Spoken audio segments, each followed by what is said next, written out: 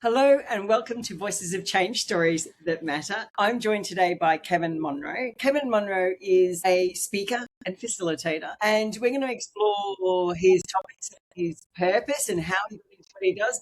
But in particular, he talks about flourishing under pressure and the power of resilience. But importantly, and what I'd like to speak to him about is gratitude, hope, and appreciation. So, Kevin, welcome to Voices of Change Stories That Matter. Andrea, thank you so much. And I want to say welcome to you who are watching or listening to Change. Voices of Change Stories That Matter. Okay, so Andrea, there are well over 1 million podcasts in the world now, well over. And the fact that you right now, you chose to listen to this communicate something to us about you and the kind of person you are and the kind of person you aspire to be. So I just want to say welcome. I'm so glad you're joining us. Well, thank you, Kevin. I'm sure the people out there are very excited to hear what you have to say. I have some questions because there's an interesting thing as a speaker and a facilitator. You make special note. I was sticky picking around in your LinkedIn, and you mention of gratitude, hope, and appreciation in that context. What motivates that as a focus of your professional career? Yeah, I should have known that question was coming. Wow. It hasn't always been there. Focus, right, Andrew? This has been a focus. So 8 years ago, 2018, 8 years ago, April 17th, 2018. So you and I were just talking because it's early in the morning, your time. You're a morning person. I'm a morning person. Most mornings I wake up between 4:30 and 5:15 a.m. without an alarm clock. But April 17th, 2018, I was struggling. I woke up several times. I looked over at the clock. I was just like, I don't feel it today. I can't get up today. I don't want to get up today. And I found myself in the pit of despair. And what I knew is that I was also on the precipice of depression, right? Because I've had a couple of bouts of depression in my adult life. And I kind of, it's recognizable, right? What's happening. And I'm like, oh my gosh, if something doesn't change, I don't know how far I may descend into the pit, nor do I know how long I will be there. And I don't want to be there. I don't want to go that route again. So probably around 7:45, finally peeled myself out of bed, came into my office and sat down. No energy, no excitement, no zest for life. But I have morning rhythms and routines that I do every day. And the power of routine pulled me into what part of that? I'm a person of faith, so I sat down with a journal to pray, but there was nothing to pray. And I finally just asked, Spirit, you are the source of creativity. Spark creativity in me now. Andrea, 45 minutes, and I may have dozed off during some of that. I mean, it's like that liminal space is what they call it, right? Yes. That space between being fully asleep, fully awake, and it's just kind of foggy. Well, I was in that space until I have this idea. And this idea it arrived almost fully formed with a name and everything. And it was to do this 90-day journey. Now, the reason, if you go back in time, there were a couple of books, The 90-Day Year and something else about, thinking about living in quarters rather than years. I can't remember that name of the book, but that's what influenced kind of the 90 days. But I had this idea, what if we launched the extraordinary experiment? For people who, when they look in the mirror, or when you look in the mirror, you listening, you watching, what you think you see is an ordinary guy or gal. And yet deep inside, there is this desire to live an extraordinary life, to make a meaningful difference. So that was there. And it was like, what if we launched this 90 days is 13 weeks, and we stair-stepped weekly challenges, right? So the very first week was just noticing. All we're asking people to do is notice who's around you, what's around you. And week 6, we called the gratitude challenge. And every week on Monday, we launched a video that introduced that week's challenge. Wednesday, we provided more resources. And on Friday, we invited people to reflect and complete a survey. What did you notice? What were your experiences? Well, when we went to record the video on the gratitude challenge, it was the first time in my life that I really asked, what is gratitude? And I was raised to be thankful, but I started asking questions. Are being grateful and being thankful the same thing? And I didn't think they were. I couldn't explain the difference at that time, but I was pretty sure they weren't the same thing. All right, so we do that for 90 days. We have 274 people join us from 28 countries of the world. And we had 200, and I can remember those numbers because of the flip, 274, 247. 247 completed all 90 days. Wow. Okay, so fast forward a year goes by. Oh, and all of that time, I just started infusing gratitude into every meeting I conducted, every conversation I had, finding ways to invite people to find something to be grateful for, to reflect on gratitude. So gratitude was changing my life, right? And changing the way I saw the world and the way I interacted with people around me. So June of 2019, early morning, one of those mornings where I woke up excited and the usual state. About 6:30 in the morning, I had this idea. And I heard it as a 4-word invitation: host a gratitude challenge. That was the thought that came through my mind. I'm like, that sounds like fun. So I called a couple of friends. I hosted a podcast then, called a guy that was going to be a guest on the podcast and said, hey, what if in conjunction with being on the podcast, we launch a gratitude challenge? He goes, count me in. So I thought we would do this once or twice, Andrea. I hosted 22 sessions of this gratitude challenge. We attracted 2,800 people from 73 countries of the world over a almost 2-year period.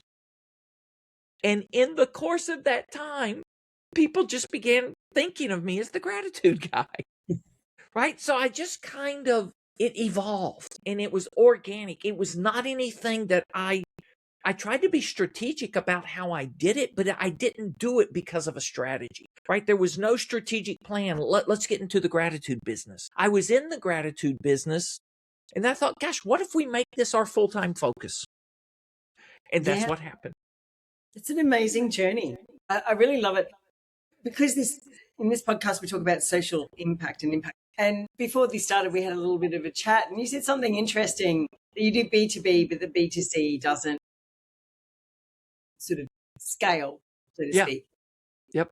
But your observation to me was really interesting because you talked about how with the B2B, that kind of flows onward to the family and it's around you. And in the concept in social impact work that I do, I always say it's like throwing a pebble into a pond. It's the ripple effects that go out. And you don't always have to speak to the whole community. It's talking to key people and you shift them and then they shift the people around them with what they learn. So it's so true. So very true. I am a big fan of social impact, have been for years since the term first started being bantered about. And it really is. Okay, so the one common theme through all of my life, and we're now in our first year of business as a company. And while if our company was software, this would be like version 8.3 software. Our business does so many different things, serves a different client than we did 21 years ago. But the through line is wanting to make the world a better place, wanting to have that social impact that you're talking about, right? So that's the desire. And when we work with companies, and sometimes it just starts with a leader or a leadership team of a company, right? But when they embrace, and the word I love to use is infuse, when they infuse gratitude into their practices, into their approach to leadership, into their correspondence, into their meetings, it impacts the people in the organization. And the ripple effect then follows them home. right? Or follows Yes. them wherever they go in the community. And it's like, this is amazing that something people initially learn at work makes them a better partner, a better parent, a better citizen, a better neighbor, right? It's amazing. It is And amazing. gratitude has that impact on people. Yeah, and I think, if we want a better world, if we want a better communities, you had to have better people. And when I say that, I mean I've noticed that um, there is a lack of gratitude. It's like we've taken things for granted as the world's gotten wealthier, if you like. We're no longer Yeah. Yeah. having to hunt for food every day and all those kinds of things that our ancestors once did. But you said something interesting, thankful versus gratitude. What is it about gratitude that you think is really core to making us better people as individuals and then collectively? Okay, so let me answer this question two ways, or maybe a third, I don't know. But I want to start, when you say that, I want to start with what I think is one of the greatest misconceptions about gratitude and how gratitude gets taught to so many people. And the greatest misconception, I think, is that gratitude is a private and personal practice. Now, Yes. how does this get taught? It gets taught by grab a gratitude journal. If you want to start gratitude as a practice, get a journal and record. Some people say 3, 5, 7, but record your gratitude daily. Now, I finally met a neuroscientist who is a professor that gave me the insight as to why that is the recommendation in every academic article about gratitude. Because suggesting somebody start journaling their gratitude, and whether or not, okay, so here's my gratitude journal. Whether or not they record entries, you can validate, does somebody do that? Yeah. Did they write entries? Yes or no? Right? That becomes a very binary Yes. choice. Did you record your gratitude? So other things, are you more grateful? Well, I'm not sure if I'm more grateful, right? What's the gradient of scale there? But did you journal your gratitude today? Yes or no? Right? But okay, so a few moments ago, I mentioned that the very first thing we started doing was a gratitude challenge. Yes. We were delivering prompts via email. Okay, now Andrea, this is funny to me, but in our very first session, and I remember that it was our very first session because there's some very interesting. Oh, why not? I'll just go into it here. Yeah, let's do it. But some people weren't getting the prompts delivered to their email. Now they're not paying to participate at this time. And then they're complaining. There was this one lady, she was just angry about this. So I got our email company to help, and we found out that the emails were actually being delivered, but they were delivered to the client, to the server, the email server of the company. And then the company had filtering software Right. that was preventing that email from getting to the server to the desktop client. Okay, so I'm pondering, and so it wasn't our fault, right? But we're still pondering, how can we make sure everybody gets the prompts? And I remember, so our first challenge, we started ideating it in June. It launched on July 8th. And I remember that, like I say, TMI, or maybe this is just the level of detail that somebody listening really loves. It was Thursday, July 2019. I believe you can look that up and find out that that was in fact a Thursday. It was our granddaughter's birthday. That's why I remember it was July 11th. And the challenge started on July 8th. And I had this epiphany in the morning. It's like, oh my gosh, the answer to email delivery is not using email, right? If we're having all of these challenges with filtering, what if we used an app to deliver the prompt? And so we found a software that had an app And here's the beauty of this whole challenge, or the frustration part. I don't want to say challenge with a challenge, right? So the frustration with getting emails delivered as part of the gratitude challenge was we landed on an app-based community solution. And we just did it to solve the technology problem. Well, what happened when we moved to a community platform was magic. Because before, people were just responding to an email prompt, and if they felt inspired to post this somewhere on social media, they might. And if they did, they could use a hashtag, and some people might see it, some people may not. When we move this into an enclosed app-based community, everybody started responding in the app, right? Rather than just journaling in a book somewhere, they're posting in an app, and other people are seeing their responses. And they're saying, oh gosh, I felt that same way. Or they're sharing something that you haven't thought of. And all of a sudden, what we realize is that gratitude shared is not incremental changes, it's exponential. Right? When people start sharing, and we had some prompts that allowed very visual responses, like the Beauty of Nature challenge. Where in nature, what inspired you in nature? And when we had people from all over the world start posting pictures of what they saw in their local community that inspired them through nature. So there were people from Australia that are on the coast. There was somebody from the coast of Wales, right? And the one that still stands out to me is the lady who's in Oregon State on vacation at the beach with her pet llama, right? Okay. I didn't know people had pet llamas. That's not a sentence you hear every day. And I didn't know if you had a pet llama, you took it on vacation with you.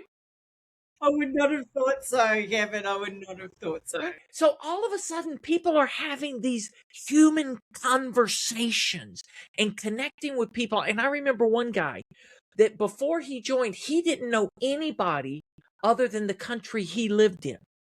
And I remember one of the things he said, my gosh, I had no idea that I would have so much in common with people from other parts of the world, other cultures, other languages, other religions. And gratitude was this common ground that connected us. So, what was your question? It doesn't matter. I'm loving. Well, the point was, when gratitude stops being a private experience, a purely private experience where you just journal your gratitude, but when you start sharing that in a community, right, it ripples and it connects people around community. And one of the things I discovered, because I host things called gratitude encounters, which are guided experiences or guided journeys where people explore, express, experience gratitude over the course of an hour.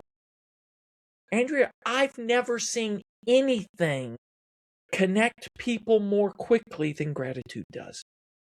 You bring strangers in a room, they don't have to know anybody. And I remember the second one of these sessions I hosted in 2020, when we were collecting feedback, a lady wrote, "We arrived as strangers, left as friends."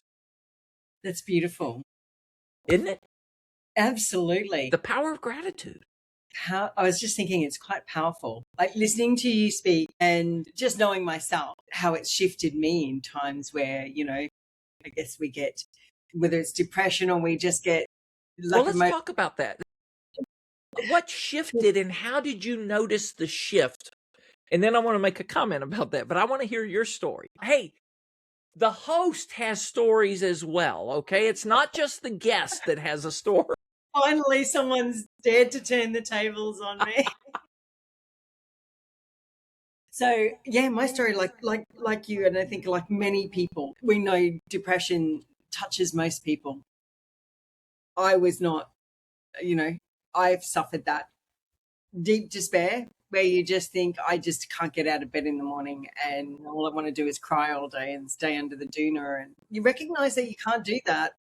Maybe I've got a fighting spirit, whatever you want to call it. But I definitely found that just saying out loud in the morning, I would say 3 because you never stop at 3. But You make yourself think of 3 things you're grateful for, and it would really help for sure. Shifted that mood because you can't be grateful and sad and unhappy at the same time. Right?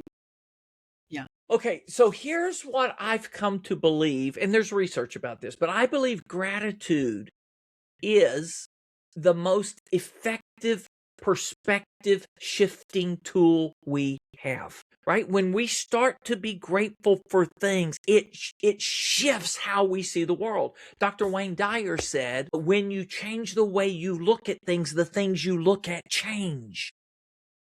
Right? And gratitude sparks that shift. There is a beautiful video. I'll find the link, send it to you. Please do.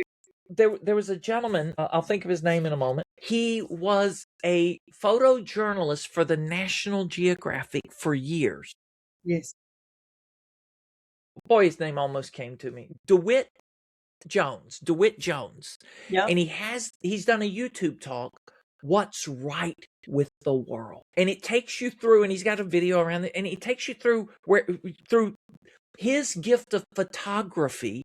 He tells how he shifted perspective. You can take this one picture at this angle, and this is what you see. Oh, but you can either wait for the sun to rise, the sun to set. You can get down on the ground. You can get up. Shifting perspective changes what you see. And then for him, this became, gosh, what if we started asking the question? Because so many people, oh my gosh, the internet is full of this.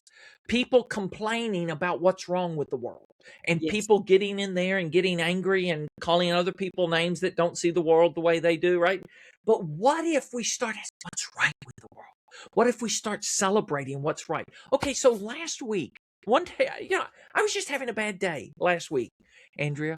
I mean, technology problems. And there was a moment, I remember this. There was a moment in the day when I heard the voice in my head say, nothing is going right. And Andrea, I stopped and I said, is that true?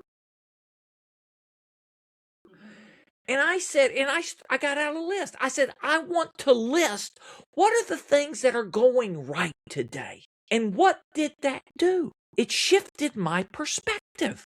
Shifted, yeah. Right? I mean, there was that moment that I want to get into that pity party.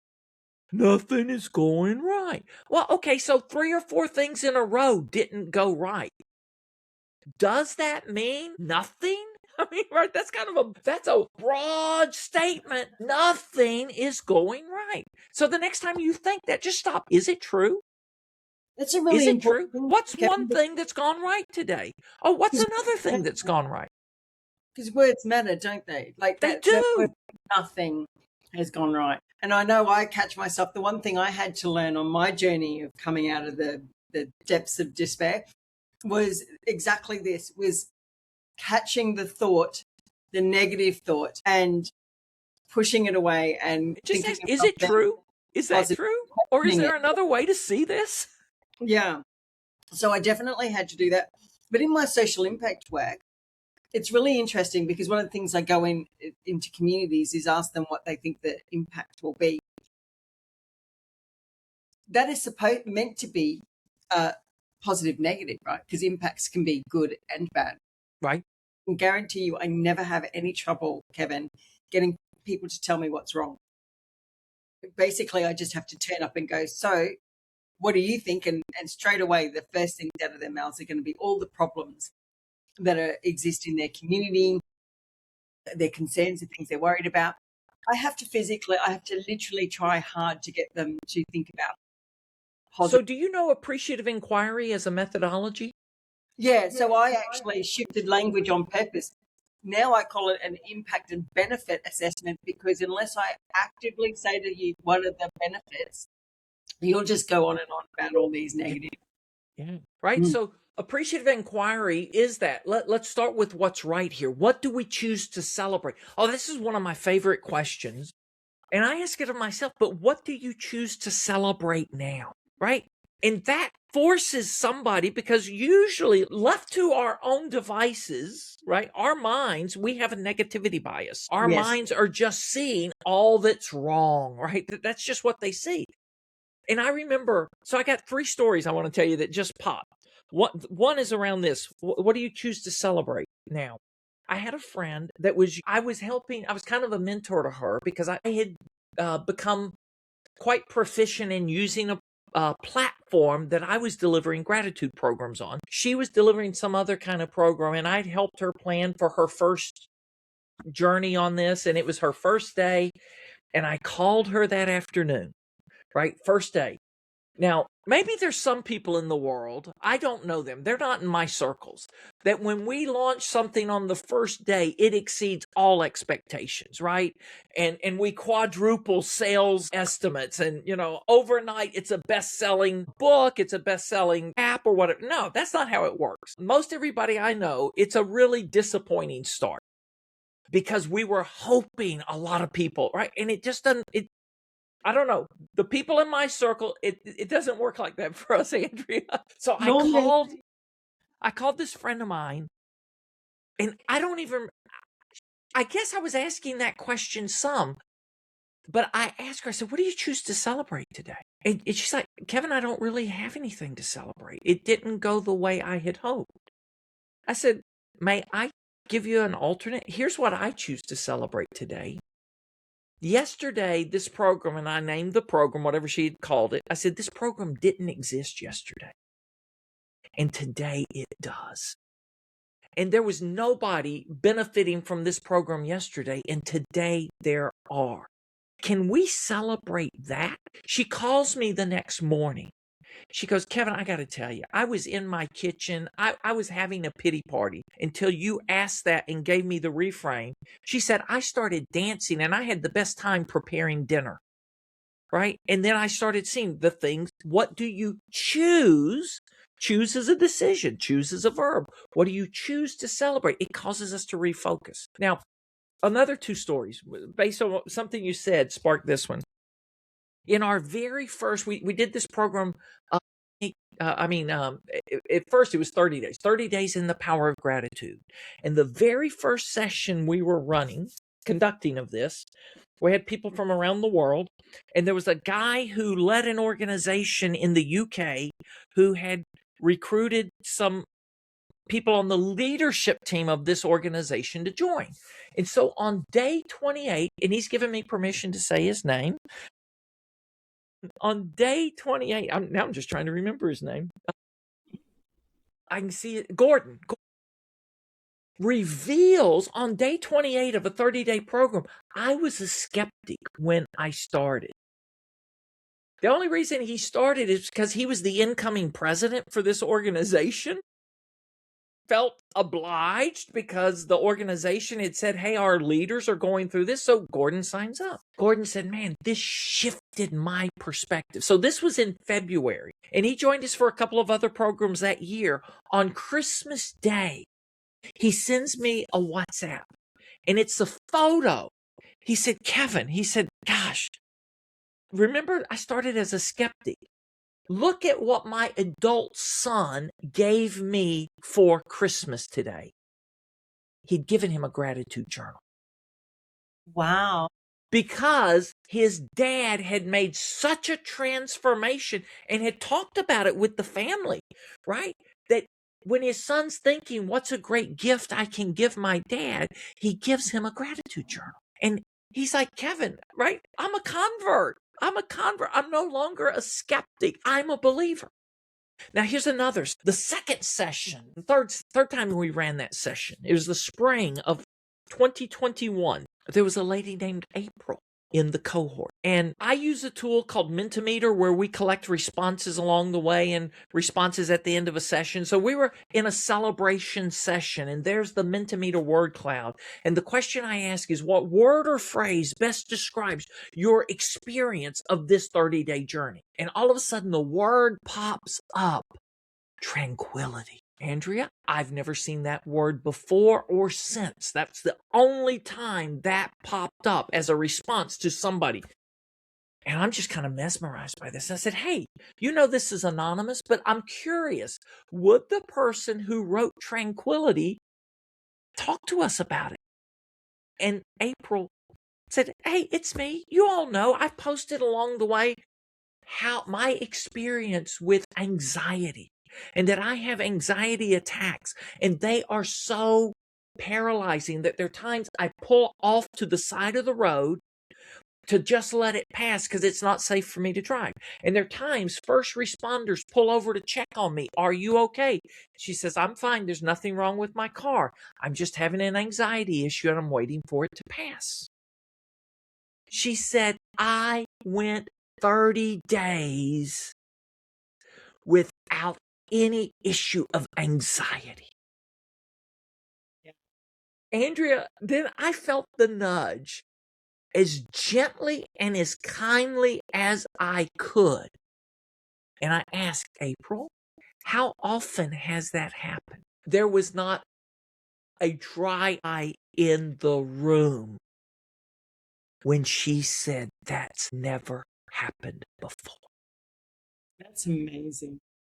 It is amazing, right? And that's not a story about me, right? That's a story about the power of gratitude and what happens when people embrace it, integrate it, infuse it into their life, and let it do its work. That's a story of impact.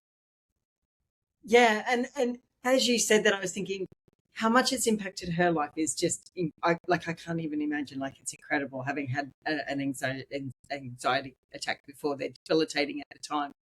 I've never had them as frequently, but I can only imagine that it's not just transformed her life, but everyone around her. What about her kids? She was a mother of 3 kids. What do you think it's changed when mom goes a month without, everybody feeling they have to be careful because, it's one of those mom's having a moment, right? Yeah. So gosh, and then coworkers, and there were some coworkers and they saw it, right? It's powerful. And gosh, Right. Andrea, I mean, there's just story after story. Oh, okay, here's another one. The very first session we ran, and we're still in COVID times.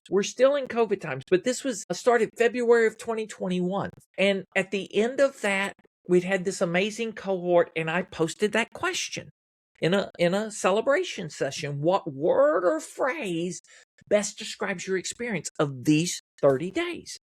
And I see the words resurrection and rebirth. Now, I happen to come from a faith tradition where resurrection's a pretty big deal. Just a little bit. Yeah, right. I mean, resurrection doesn't happen every day. We're coming up on Easter, so that's right. Right. And so I'm like, oh my gosh. So would the person who said resurrection and rebirth, you want to unpack that for us? Because I got to hear the story. Of course, she goes, it was me. She goes, in the last 4 months, I've lost 2 family members and 2 of my closest friends to COVID. I was totally burnt out at work because she had a job where she had to continue to go on site every single day of COVID. While so many other people are working from home, she had to go to work, and there's all of this stress, all of this anxiety, the health concerns. And she said, I was totally fried. This 30-day experience and this being part of a community was resurrection and rebirth. I have hope again. That's just beautiful. It is. So we started measuring hope in 2021 at every one of our events. Even over the course of an hour, at the beginning of the hour, we ask people. And Andrea, it's kind of funny. I do know why. I just don't remember how I had the presence of mind to do it from that very first time. Mm-hmm. But I started asking at the beginning of a session, we'd have a bar chart and we'd ask the question, what's your level of hope over the last 7 days? 0's running on empty, 10's having a full tank, and in this moment now. And then at the end of the session, we'd ask it again. Now, the metric I've tracked, I should go back and remeasure over the 7 days, the preceding 7 days, not just in the moment. But here was the presence of mind I had. And it's proven different every time, that the preceding 7-day number, with 3 exceptions, has been lower than the in the moment number. Yes. And why is that? Well, in the moment, people had made a decision to join an event about gratitude, the gratitude encounter. People came into a room where they were welcome. Maybe they saw people they know, or at least they felt the warmth of the room. And, it's an accepting environment. So I believe naturally hope is already bumped up a little. Yeah. One, because you made a decision to attend a session on gratitude. Right? Yeah. And you've had this welcome experience, all of that. Well, what we measured, and like I said, I've never gone back to measure the pre-number, but at the beginning of the session to the end of the session, gratitude usually increases 22 to 24% in the course of an hour. Hope increases 22 to 24% in the course of an hour as we explore, express, and experience gratitude. And one of the things I always say is hope grows in gratitude. Hope grows in gratitude. And when I take that preceded at the beginning of the session number, I just say, hey, we're going to come back and visit this at the end. Now, one of the 3 times last May, I did a session for a group that was in a geographic area where there were some really horrific things happening in their community that day, that week, right?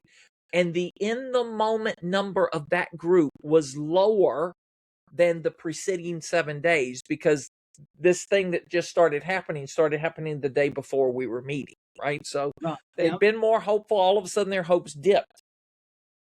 And I just tucked this away. I'm like, I'm not even sure what to do with this, right? I'm not going to say anything about it now. We're just going to see. Andrea, at the end of that session, hope increased not 22%, not 24%, not 30%. Hope increased 42% in the course of an hour. Why? Because it allowed people to change perspective and find the good in something that was happening in their community that didn't feel real good at the moment, that wasn't good. But that's the power of gratitude, right? It allows us to shift. So, hey, if you're listening and, I don't know where you're at on this journey of life. I don't know where you're at. I don't know what kind of day you're having today. But would you stop? Andrea, you post this somewhere where people can leave comments? Is that true? Absolutely. Would you pause right now, or when you finish listening, watching this podcast, would you pause and think of 3 things that you're grateful for in this moment and post them as a comment? I'd love to read them. I'd love to respond to them, right? Because it's powerful. And then if you do that again, maybe later today, right? This isn't something. Okay, so when we started hosting these journeys, these 30 days in the power of gratitude, and then I got something else I got to share. Let me find that. What a lot of people noticed at first was, wow, I was a morning gratitude person. And now I started expressing gratitude at the end of the day as well. Or they would say, I was an evening gratitude person. And because we're doing this, now I've started it in the morning too.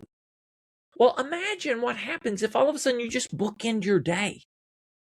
What if the first thought of the morning, you find something good, the last thing of the day, you find something good to reflect on? Now, I will tell you, that's the opposite than how most people start and finish their days. I got to think of her name. There's an author. Oh, maybe her name will come to me in a moment as I talk about it. Oh, yeah, Lynn Twist. Lynn Twist, the author Lynn Twist. I heard Brene Brown say this, but she said she was quoting somebody, but I didn't catch the name. Then I read it in Lynn Twist's book. Imagine, for millions of people on the planet, their first thought of the day upon waking up is what? I didn't get enough sleep last night. Yeah. They go through the day, and at the end of the day, right before they crash into bed, what is their last thought of the day?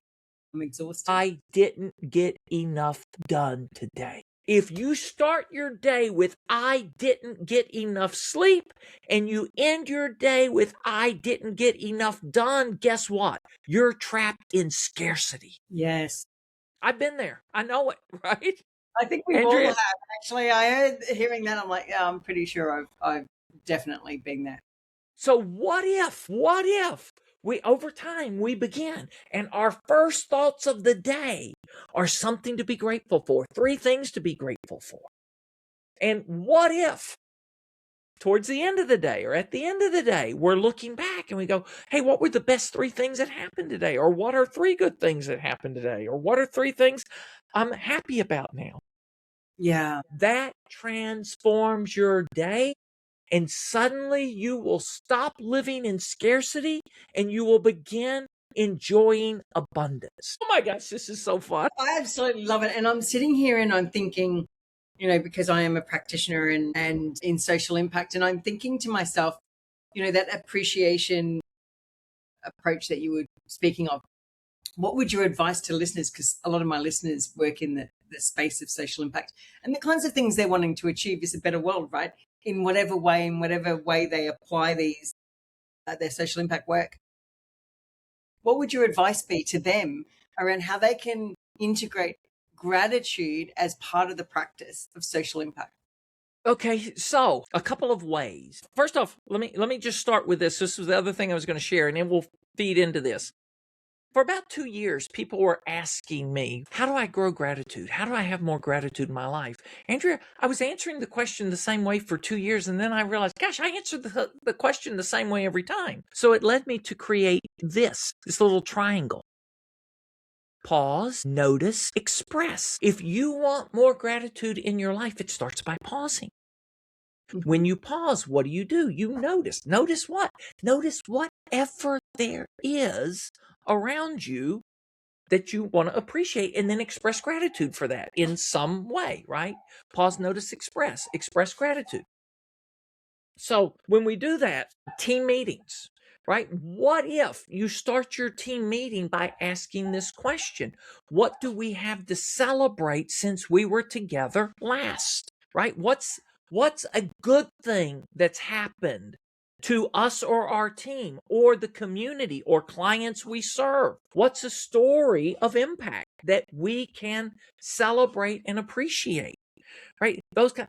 Who on our team has gone above and beyond in doing something, helping you with a project? Let's celebrate those people. Yes. These very simple things. If you find, and this is why I say infuse, you don't have to start, maybe you start the meeting, maybe in the middle of the meeting, maybe at the end of the meeting, but you infuse gratitude into the conversations, into the meetings. Hold on one second. Let me let you out of here. Animals. My daughter just dropped in one of the pups, so I hope you don't hear the pups downstairs. That's okay. No, I've got 2 cats, so I'm surprised they haven't bombed the discussions already. But if you just find ways, okay, and then, gosh, okay, so 3 years ago, we created some cards.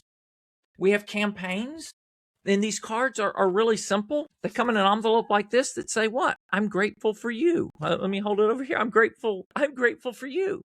And there are 2 versions of cards. So this is what we call a legacy card, a 4x6 note card, right? That if you want to recognize somebody, I have a CEO friend who every Friday writes 5 to 7 thank you notes of people he either saw going above and beyond or their stories floated up to him of what they did to serve a patient because it's a healthcare center. Yes. He'll write a bigger card.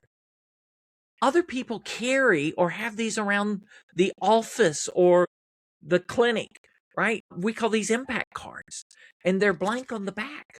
But what if you just write somebody a short note? Hey, I saw what you did, or thanks for helping me with. And you take this card and you just give it to somebody and you go. So this is the principle I would teach here is see, seize, seal. Okay, so these amazing moments happen all the time. People do extraordinary things every day in your company, in your organization, and most of the time we just overlook it. We're all so busy. So you have to see it. So when you see somebody doing something extraordinary, what if you seize the moment? Now, it may not be appropriate right at that moment. It may be at the end of shift. It may be an hour later, or it may be appropriate right then. You seize the moment to thank them, to call out what they did, right? And when you use a card like this and write a note, you have sealed the moment. right? My friend Vicky O'Grady, who's given out she's given out over 1,000 of these cards personally.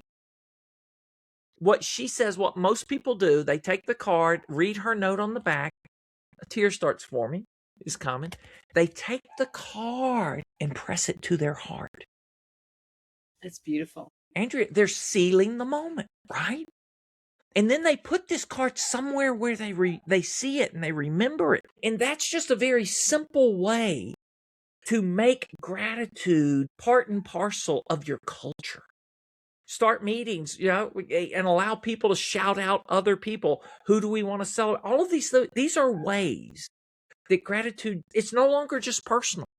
It's not just me writing in my journal, hey, I'm grateful for Andrea. I'm telling people on the team, hey, I'm grateful for Andrea, but here's what she did to help me. I was in a bind. Now all of a sudden other people, and what does that do to the culture? Now other people start appreciating and calling out other people on the team when they go above and beyond. And pretty soon it becomes the norm of how we do things here. Yeah, listening to you talk about how gratitude can actually manifest and in a day-to-day kind of manner in just daily practices such as the grateful cards. I can't help but think in all the work that I do that a lot of the time we talk about people who are really outraged. Sometimes we go in, and my observation has always been that these people quite often feel like they're not listened to. And I think this is a repeated thing that happens in our world generally. Like you said, we all get busy, everyone's getting on with their delivering, whatever it is they're delivering. And we forget to listen to each other. And sometimes that grateful card and the reasons why I put it to their heart, I couldn't help but think it's probably when was the last time that person felt seen, heard, and appreciated. That's so what I'm really on a mission of doing, Andrea, is making it very simple and practical for people to do this, right? Tangible. That's another problem. For so many people, gratitude seems esoteric. Yes. Right? But when we make it very practical, so when we do sessions, in the middle of a session, and we'll have different prompts based on the theme of the session, we'll ask everybody to pause, think of someone. So we've already guided them, right? So one of the ones we use is, who is someone, gosh, one time we'll talk about who's been a lifesaver when you were in a jam. Everybody has a lifesaver because everybody's been in a jam. Or who was someone who inspired or encouraged you, right? Everybody has someone like it. So you got somebody, who is that person? You get everybody to think of that. What would you like to thank them for? What would you like to say to them? Oh, okay, guess what? Pause and send them a text right now. And we take 90 seconds, 2 minutes, and everybody pauses and sends a text. And then a few minutes later, before the session ends, we ask, hey, who's heard back from someone? What did you hear? Will you share it with us? And we get people sharing. So one time I was in this session, it was a group of people in the transportation industry. We were together in Houston, Texas. And a guy, he stands up when I ask this, and he grabs his phone. He said, let me read you this. My boss is a busy guy, and I just joined the company. He hired me 6-8 months ago, and I sent him a text. And the text he got back, he read, and it was something to the effect of, man, you are an inspiration to the team. You were such a great hire. I'm so glad I hired you. Now, that's the response he gets to expressing gratitude, right? So many times when we express gratitude, what comes back to us is gratitude. Yeah. And it's this virtuous cycle. No one has ever gotten a text, please don't send me any more messages like that, right? I don't like that. No, I really love this because most of this we've been talking about an individual, but you've said something, you've been talking about it in a really lovely way, that gratitude is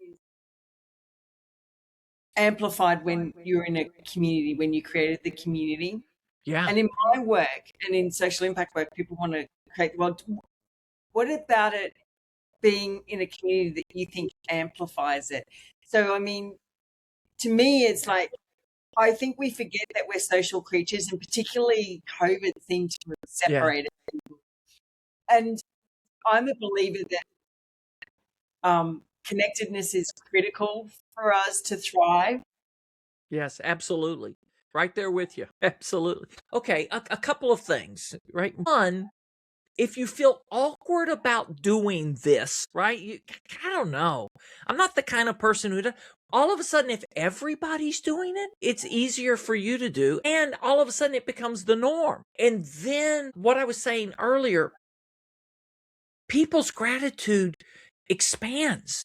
It's like, okay, so here's another story. I think her name is Bridget. She worked in a school, teacher, and in the US. And at this point, it was one of those points where they're again now very polarizing in the country, and us versus them, whoever the us and the them are, it doesn't matter. But, people see Yeah. the world as us versus them. Yeah. And she said it became so toxic, I didn't even want to go in the teacher's lounge.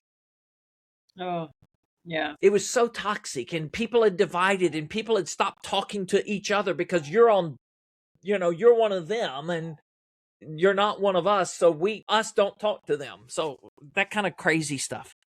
So she goes in she didn't ask permission. She just got a piece of poster board, hung it up in the room, what I'm grateful for today. And she wrote something on it. A couple of other people wrote something on it. She did this every day for the month and just put a poster next to it, a poster next to it. After 3 or 4 days, there are more and more responses. By the middle of the month, the posters are full every day. Yeah. And the environment in the teacher's lounge changed. It's amazing. I have a That's similar a community effect, wouldn't you agree? 100%. And it reminds me of a situation I had. It was very early in my career, actually. I was working settling refugees. And it was a time when there had been a bombing of a mosque. There was a lot of stuff in the newspaper that was kind of really negative towards migrants. And I was working, and these refugees would come in because they were newly arrived. I was working in their settlement in the first 12 months, right? So they didn't speak English very well. They didn't know anything about their new country that arrived in. So you can imagine very challenging and confronting for them. They were in the office like every day. And then all of a sudden, the office was quiet and no one was coming in. And we're like, this is not normal. Something's going on. So we went to visit them and found out that they were scared, that the new stuff had kind of scared them. And we had an event. We thought, what can we do? So we had this event where we got the community together. We got the ministers, the councillors, we got other community groups. We content our network. And we had this, we called it a feelings wall. And in reflection, listening to you is probably a gratitude wall. That they would put up their favorite quotes, Gandhi and whoever inspired them. They were writing, they were playing, but they were drawing. The mood in that room by the end of it was incredible. They were all asking bits of the feelings wall to take with them. And the very next day, we were back to normal. Wow. Be talking to each other. So it was incredible to see the power of Amazing. Shifting the mind to focus on things that are good and to be grateful for. It is amazing. That is the power of gratitude, right? Yeah. And okay, so another invitation for you watching or listening, when you finish, will you pause and send a message, text message, Facebook Messenger, whatever the device you use, doesn't matter. But will you send a message to someone and express your gratitude and appreciation? The gratitude and appreciation you have for them, will you express it to them? And then if you want, post about it and tell us what happens. That's a fantastic challenge. I love that. And in fact, when I get off here, I'm going to do it. I'll do me it. too. So, Andrea, I've got to say, first off, we didn't know each other. No, this is our first meeting. And we spent a few minutes before we hit record. And oh my gosh, what an incredible conversation this has been. So I'm so grateful to you for the invitation. And I'm grateful to our mutual friend, James Kellogg, who made the introduction. And I sent James, so I was so excited about this conversation. I got online yesterday thinking it was happening yesterday.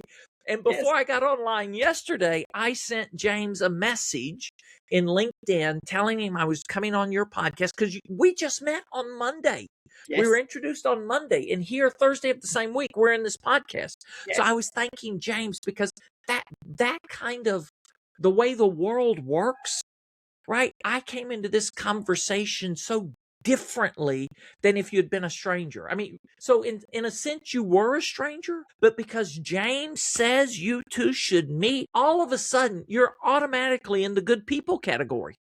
Yes. This right? is how it works. That's how it works. So I'm grateful to James. I'm grateful to you. And this may be longer than usual. Hey, for those of you watching, thank you for joining us. I'm serious. I count it a pleasure. I don't even know your name, but I count it a pleasure to have been in conversation with you through this medium. Yeah. And, the James, who connected us, there's a chain of gratefulness there for me because James and my viewers who have listened may remember James talking about kindness but there's a chain of people that led to James and introductions just like James made. So my cheeks are actually sore from smiling and laughing. I've had an absolutely fabulous time meeting you. And of course, our mutual friend James certainly was correct when he said we needed to meet. So I am very grateful to him and to you for Thank you. such enthusiasm and bringing so much to put some personal stories in there so that people can connect with what it is you mean and really understand it in a practical, pragmatic way that they can go on when they're finished here and actually do something. So let me invite you to do one more thing. Go to livingingratitude.com. There we just have a simple manifesto because what we've discovered, right? People don't want to just have a little bit of gratitude.